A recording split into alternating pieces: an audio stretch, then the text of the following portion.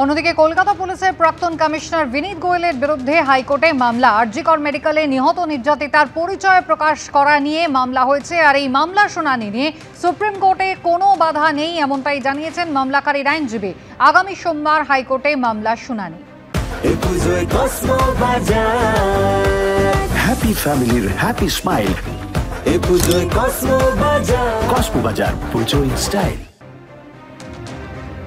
প্রাক্তন police commissioner বিনীত গোয়েল তিনি নিহত নির্যাতিতার পরিচয় প্রকাশ করেছিলেন। এই নিয়ে কলকাতা হাইকোর্টে একটি মামলা হয়েছে। এই মামলার শুনানি নিয়ে সর্বোচ্চ আদালতের কোনো বাধা নেই এমনটা জানিয়েছেন মামলাকারীর আইনজীবী। আগামী সোমবার হাইকোর্টে মামলার শুনানি রয়েছে।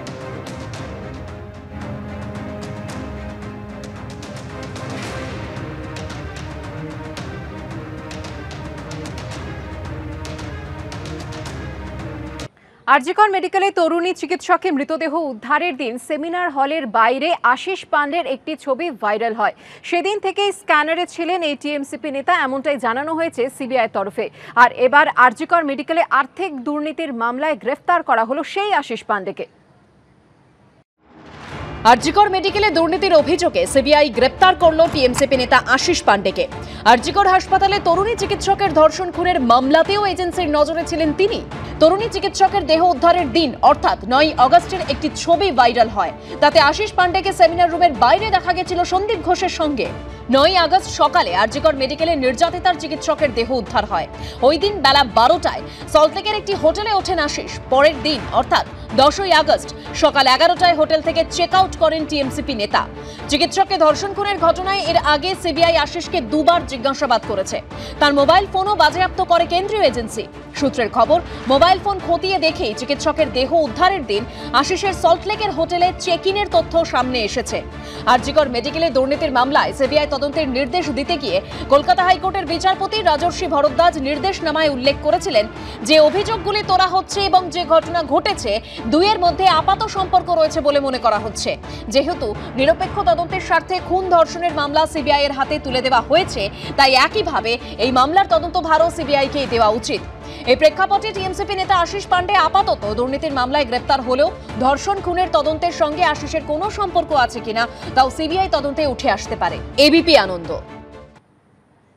পুজোতেও কি চলবে জুনিয়র ডাক্তারদের কর্মবিরতি? এ বিষয়ে সিদ্ধান্ত নিতে আরজিকর মেডিকেলে সিনিয়র ডাক্তারদের সঙ্গে বৈঠক জুনিয়র ডাক্তারদের। আন্দোলন চলবে, কিন্তু পূর্ণ কর্মবিরতি প্রত্যাহার করার জন্য পরামর্শ দিলেন অধিকাংশ সিনিয়র চিকিৎসক।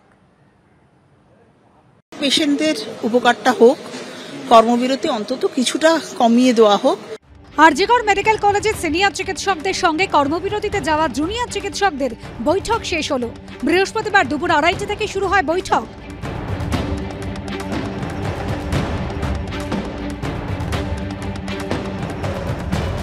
ইন্টার্ন, হাউস স্টাফ এবং পিজিটিদের সঙ্গে উপস্থিত ছিলেন আরজিকর মেডিকেল কলেজের প্রফেসর এবং বিভাগীয় প্রধানরাও।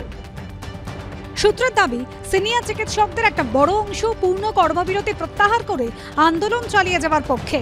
কারণ তারা চাইছেন বন্যা পরিস্থিতি এবং পুজোর মধ্যে সাধারণ মানুষ যাতে সমস্যায় না পড়েন। রোগীরা সার্ভিসটা পায়, আর আমরা শিক্ষক চিকিৎসক হিসেবে চাইব ক্লাসগুলো চলুক, কিন্তু আমরা আন্দোলনটাও চলুক সেটাও চাইছি। সবাই মিলেই আমরা চাইছি আংশিক কর্মবিরতিটা চলুক, আন্দোলন চলুক, আর জাস্টিস ফর অভয়া এ তো আমাদের প্রাণের ডিমান্ড। কলকাতা পুলিশের উপরে আমাদের জেনারেলি আমার অন্তত ভরসা নেই এবং আমাদের ডাক্তারদেরও ভরসা নেই একটা ম্যাক্সিমাম পোর্শন আমি যতটুকু জানি। তো আমাদের এই কেসটাতেও আমরা যদি অ্যামেন্ডমেন্ট করে আমাদের বিভিন্ন মেডিকেল কলেজকে সেন্ট্রাল সিকিউরিটির আওতায় আনা যায়। আর সিজ ওয়ার্কের ব্যাপারে যেটা আমার ওপিনিয়ন সেটা হচ্ছে যে কর্মবিরতি তুলে নিয়ে অন্যান্য ব্যাপারে যদি আন্দোলন অন্যান্যভাবে যেভাবে করা যায় সেই ওয়েগুলো দেখতে। সিনিয়র চিকিৎসকদের সঙ্গে বৈঠক শেষ হওয়ার পর আরজিকর মেডিকেল কলেজের জুনিয়র ডাক্তাররা নিজেদের জেনারেল বডির বৈঠকে বসেছেন।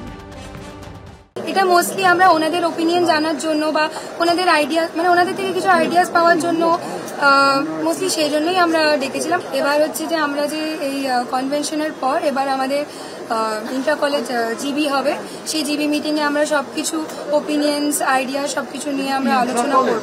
সবকিছু নিয়ে আমাদের